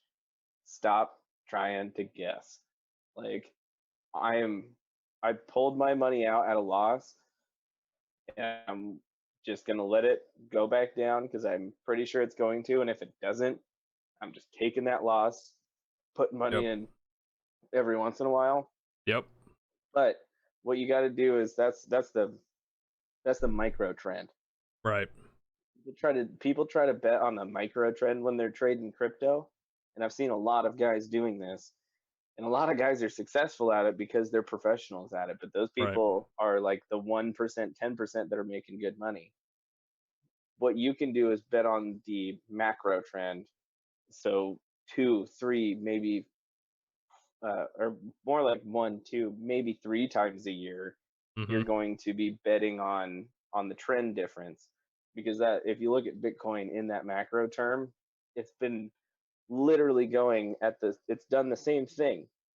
It keeps testing lines of resistance, but going up at a certain level. Yep. That's all you got to follow. And so catching it on the up, when everyone gets that FOMO, just back the hell off and don't throw any money into it. But if you got money into it, pull a little bit out and keep some in case it goes up. That is incredible advice. Incredible advice. It's so volatile that trying to guess it and trying to, like, they're even what they're saying is that by the time you see it on the news, it's too late. That's always been the trend. They know that that's the trend, and so the people that are controlling the market are pulling it out a day before. Like the analysts that I saw, that the whole March drop, they thought it was going to happen a day later, and so a lot of people lost out. Yeah, and the bulls fucking pulled out a day before it got on CNBC. Shit, I must have missed that. I don't remember that. Yeah. I'm trying to think back on it. So like, by the time you're hearing that stuff, it's not a pump up. Even by the time you're reading that stuff on YouTube or on a YouTube video, because I watch like 8 or 9 crypto dudes that are speculating on futures, and it's like, okay, if it goes to these downtrend levels, yeah, I'll put a lot more crypto in. But if it goes up here, I'll still put crypto in, because at the end result, it's, if you believe in that crypto, to gain value like 66% over the last year that Bitcoin did. That's just enhancing your portfolio. If you see those big macro trends about to drop, just pull it out for a while. That's cool. But don't try to guess like on the daily, because I've been trying to do that, dude, and it's been sucking ass. Like it's been so bad. tough. Well, and then also if you're good enough, so you catch when you're up on those ups and you know you're about to hit a downtrend, you short it. So you short it knowing the downtrend. So if you're good enough, you can short it on the downtrend and then pull out everything on the with the profit you made on the short, and then you can reinvest on a low. And you're basically doubling up every time it goes up and down. You know what I mean? Well, there's the stuff like the J.K. Rowling. Oh man, that was hilarious. That J.K. Rowling news. She didn't actually give a shit. No. About Bitcoin. That was all bullshit. That Right. was a bull market fake pump up. That was interesting to see happen. I watched a lot of big Elon crypto. Musk, Yeah. Elon, dude, I have such high hopes for that guy, and I've loved everything Tesla's been doing. But dude, he's manipulating the market through Twitter, and I've been watching that kind of stuff happen, and it's not cool. No, but when he talked about his own stock and then it dropped. Right. He's about to get reevaluated in his company to make what a $700 million increase in his stock portfolio. Yep. Yep. Oh man, like he was bringing down the price for his investors so he could get that. Oh yeah. That stock price at a lower rate so it could jump back up. That's why. Oh yeah, of course. Come on, dude. He's not. If you think Elon Musk is an idiot and is doing it unintentionally, everything he does is calculated. He's a very smart person. And they did this thing today. Take the red pill. Oh, I saw that too. Yeah. On Bitcoin. Yeah. And this other guy, which if you guys haven't heard of him, Ivan on Tech. I don't think I have. YouTube. No, I don't think I have. He's in Switzerland, Stockholm. He does a live like daily podcast, crypto news daily or something like that.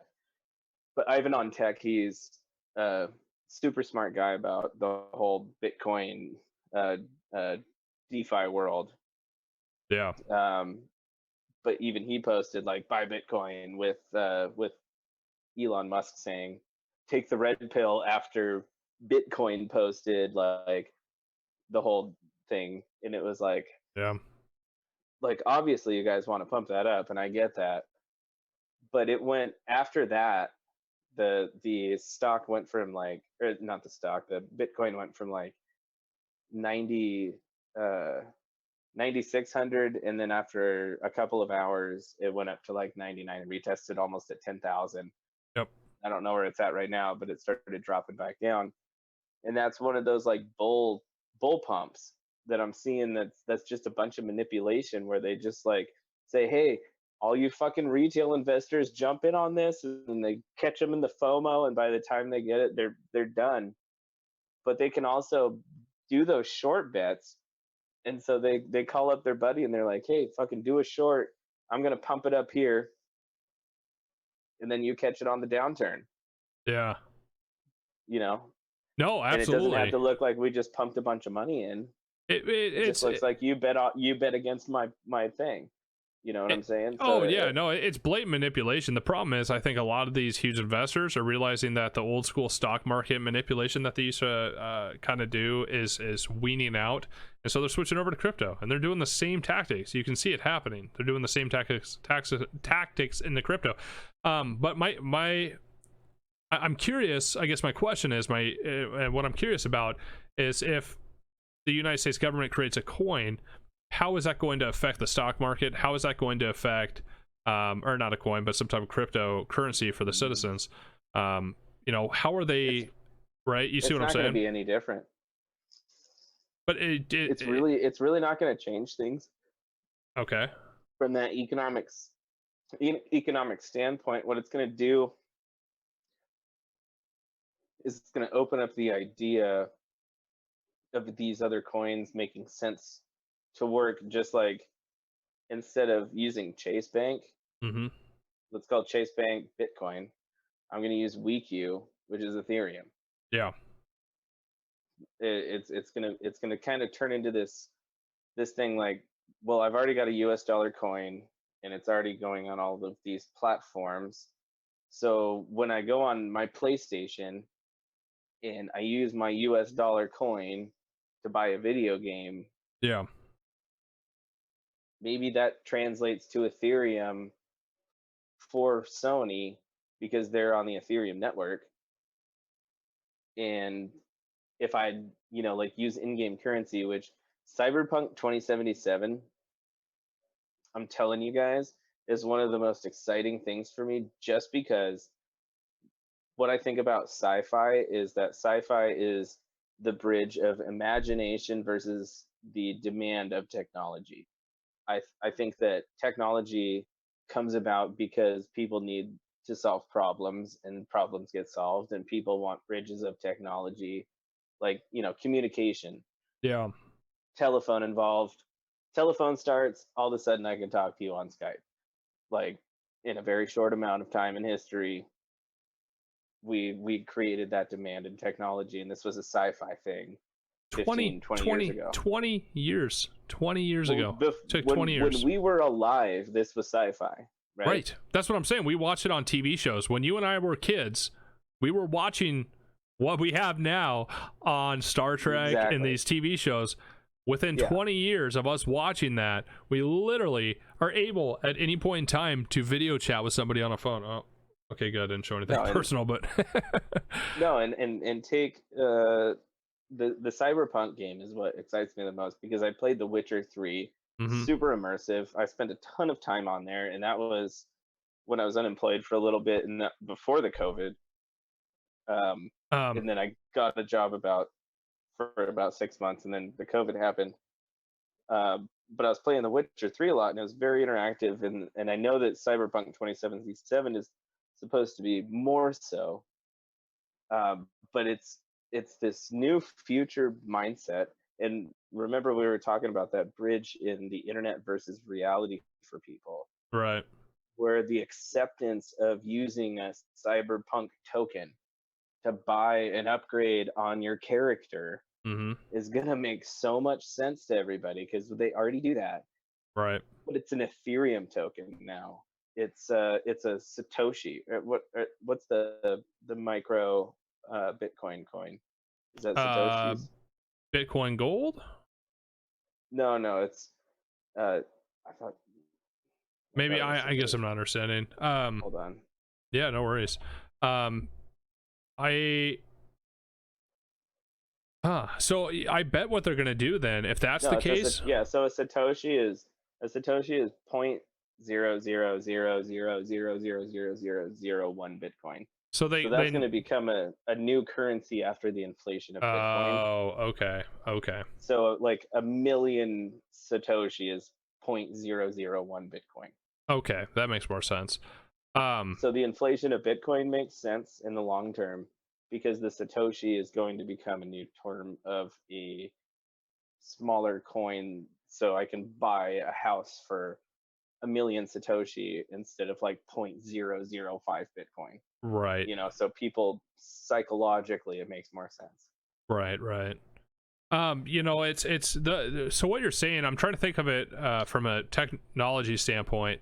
If the US government creates their own currency, people transfer it all to that, and then would they just transfer it over directly? Would they have some type of transfer program, some type of like bank transfer for other cryptos then at that point? Or would you just seamlessly, like I guess on Coinbase, you can just seamlessly transfer between different tokens, right? Well, you have to do taxes on your Coinbase, or on any of your crypto.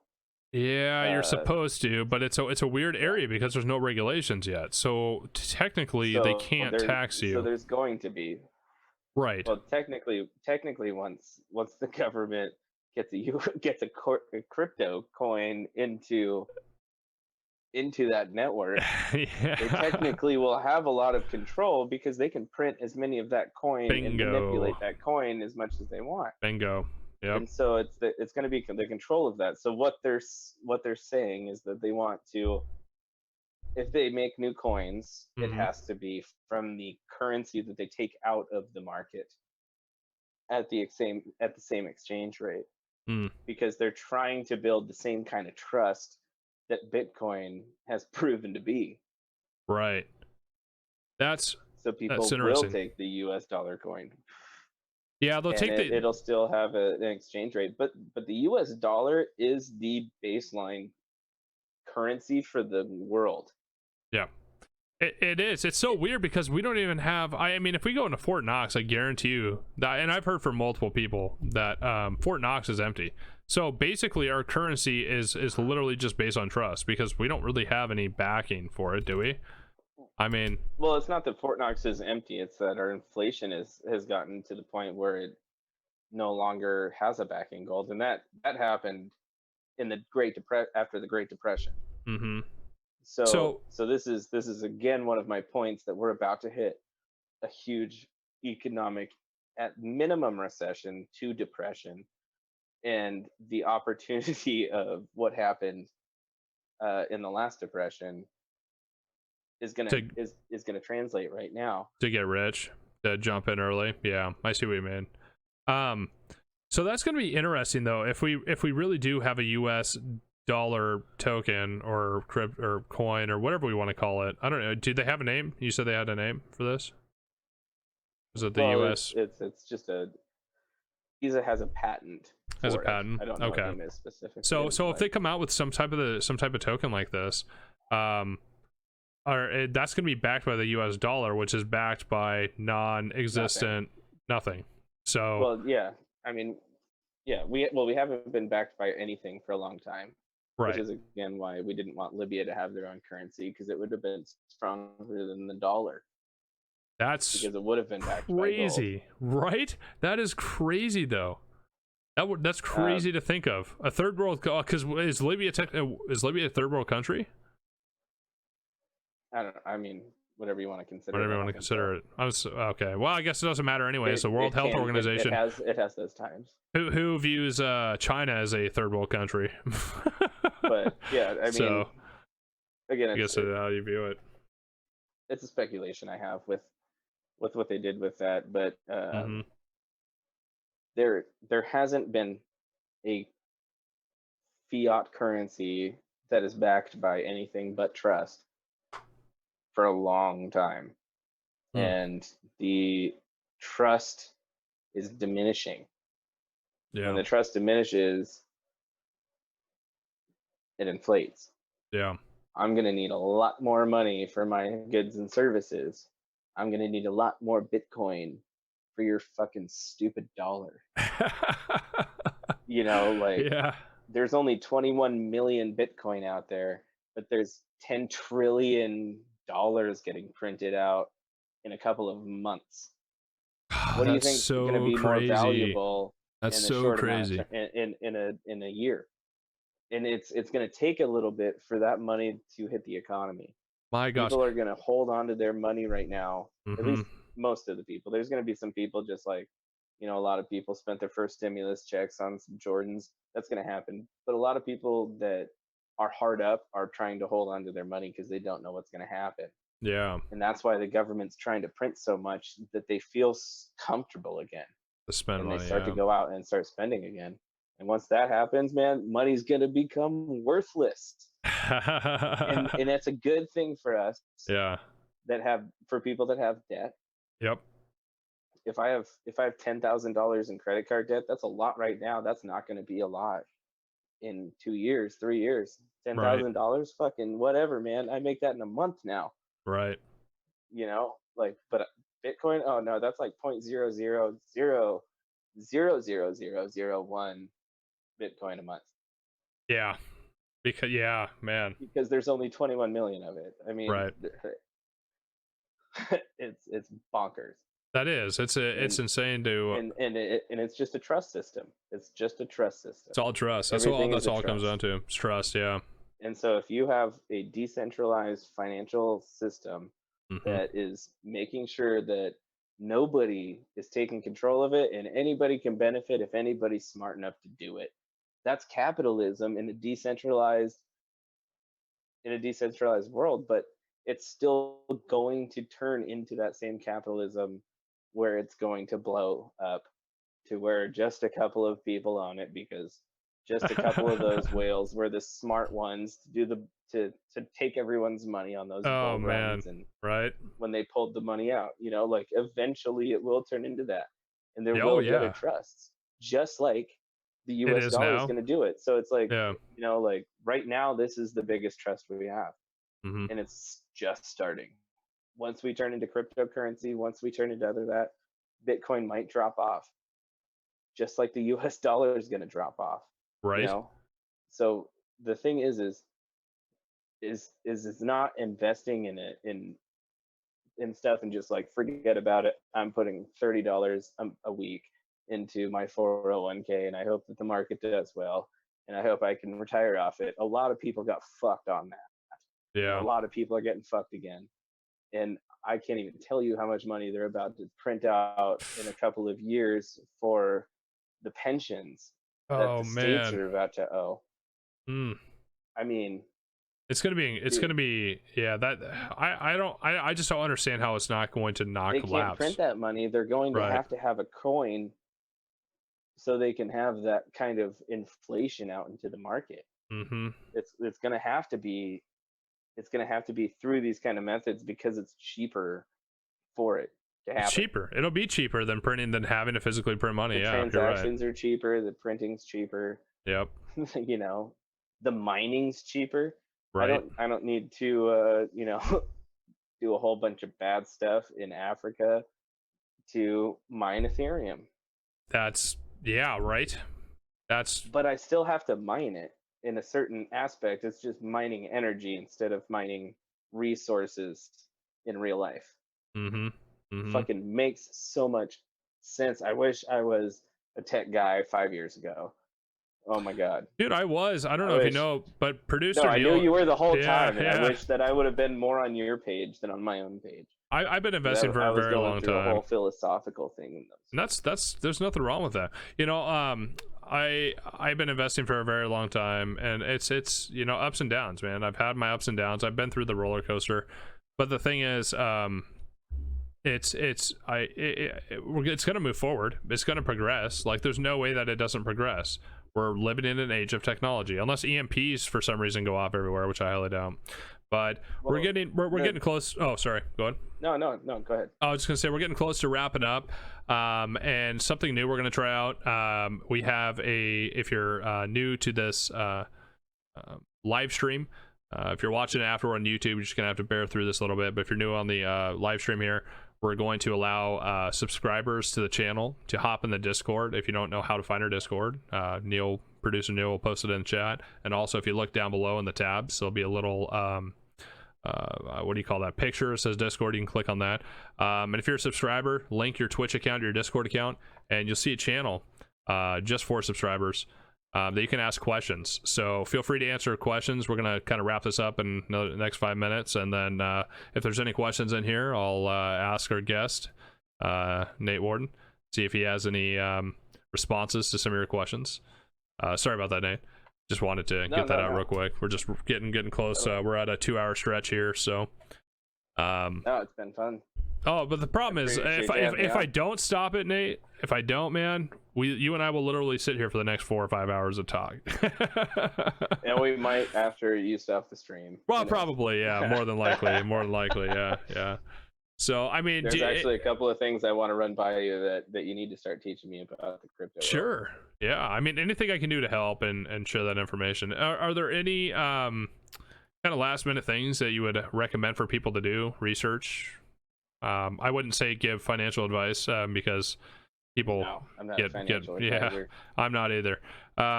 So yeah, if you have any advice for people to go look up what they should try to be doing to protect themselves or protect their financial future. What I would say is if you're watching the tie-dye dude, then you're down to keeping an open mind about stuff, in my opinion, because Austin and I share a lot of the same mentalities. So keep yourself informed, and don't tread too deep into into the conspiracy. What's the term I'm thinking of? The conspiracy The tunnel. minor details. Ah. Don't focus on the minor details. Focus on the major details.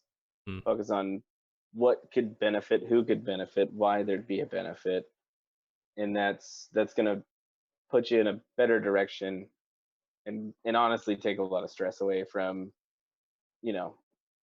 always stressing about who's doing what's going on, why don't people believe about this, all that kind of stuff. The big thing is believe what you want to believe, but do the right research, and don't find the research that just agrees with you. Find the research that disagrees with you and try to disprove yourself. And if you're strong enough to disprove yourself, then you're strong enough to prove yourself. And I've disproved myself in a lot of theories. I've had a lot of conversations with Austin, actually, where we've debated about stuff, and at the end of it, he had better evidence than I did to the contrary, and I ended up agreeing with his view on stuff. And I think that's one of the biggest things to keep in mind. Yeah, and I appreciate that. Thank you. I'm not perfect. I'm still human. I still make mistakes as well. My biggest thing that I always tell our viewers is just to keep an open mind, and not everything I say is right. Like, I guarantee you, I say things all the time on the show that is just blatantly wrong, and it's not intentional. It's just, we're human. We make mistakes, and we see things differently. Speculation, right?